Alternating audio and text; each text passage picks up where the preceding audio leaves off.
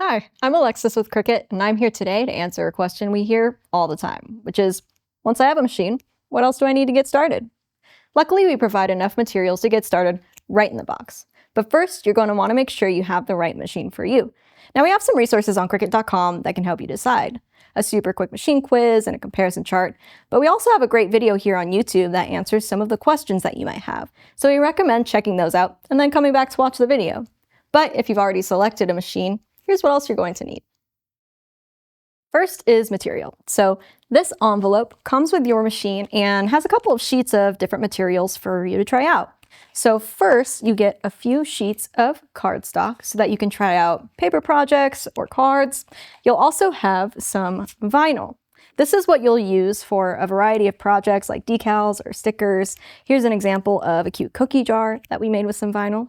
Another popular material is iron-on. This is made for things like t-shirts or pillows or anything you'll want to apply with heat. The specific type of vinyl and iron-on that comes in your box is called smart vinyl and smart iron-on. Why is it smart? Because you don't need a cutting mat to get started. You can just slide it right into the machine, so you're making seamlessly. It's a great time saver. Once you've picked your material and you're ready to feed it through the machine, you're going to want to put it on a mat. Cricut mats have different stickiness levels depending on the type of material that you're using, and your machine will come with this light grip mat that you see here. We have a great resource on our blog about which mat to choose for which projects, and I'll link that in the description box below. What you're going to do is you're going to lay your material down flat on the mat, push on the material so that it sticks, and you're going to want to make sure that you don't get any air bubbles. This will also help it to not scrunch up, and it'll just go nice and smoothly so that you can cut your design perfectly. Another item you're going to want as you're getting started is transfer tape. Luckily, you'll have some of this included in the box as well. When you're using vinyl, transfer tape plays a really important role in getting your design from the backer onto whatever it is that you're creating. Here, let me show you. Now I've just cut out a vinyl decal of my name, and I obviously don't want to have to place it letter by letter and try to put it on freehand, so that's where I'm going to use transfer tape. Cut out a piece the size of your design, then you lay it on your design, stick it on, and you're able to take it and transfer it onto your customizable item. That way you're not guessing where each little piece goes, and you're able to make sure that it gets onto your base. So transfer tape is really important for that reason.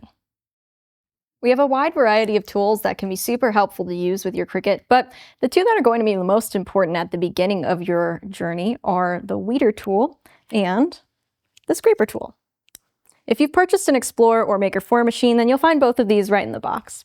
The Joy Extra also comes with the mini weeder tool, but if you've purchased a Cricut Joy, these are two things that you'll want to look at purchasing separately. Now, if you haven't done a lot of crafting, you might be asking yourself, what does weeding have to do with making? Well, the weeder tool is here for you after you've created your design and you cut it out. You're going to have some excess materials that you're not actually planning to move to your project, and that's where the weeder tool comes in. So it has a nice sharp point here so that you can easily lift off the parts of the material that are not being transferred. The other really important tool is the scraper tool that I mentioned earlier. So remember when we were talking about transfer tape and how you lay it down on your design so that you can transfer it to your base? You're going to use your scraper tool to make sure that your transfer tape adheres to your design so that you can move it around. Then when you get it to your base, you'll use the scraper tool again to make sure that your design adheres to it. So you use these both for picking up the design and applying it. So the scraper tool and weeder tool are going to be some of your best friends. We recommend having these two things handy when you get started. Another way we're taking the guesswork out of getting started with your machine is to purchase it in a bundle. So not only will you get the basics that we just talked about being included with your machine, but they also come with a bunch of extra material. You'll get a variety of colors and card making supplies, enough to make up to 250 projects depending on the bundle you purchase, and it'll save you a ton of money. So today we've talked about what you'll need to get started with your machine.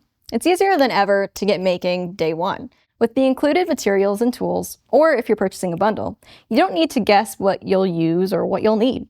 You can start playing around with different materials and making different projects to get a feel for what you like best and find yourself using the most. Now that you've seen everything you'll need to get started, it's probably a good time to check out Design Space. We have a ton of videos and how-tos there that walk you through everything from setting up your machine all the way up to more advanced projects as you build your skills. Make sure to check that all out. It'll help you to get the most out of your machine, or keep watching our other videos here on YouTube. Happy making!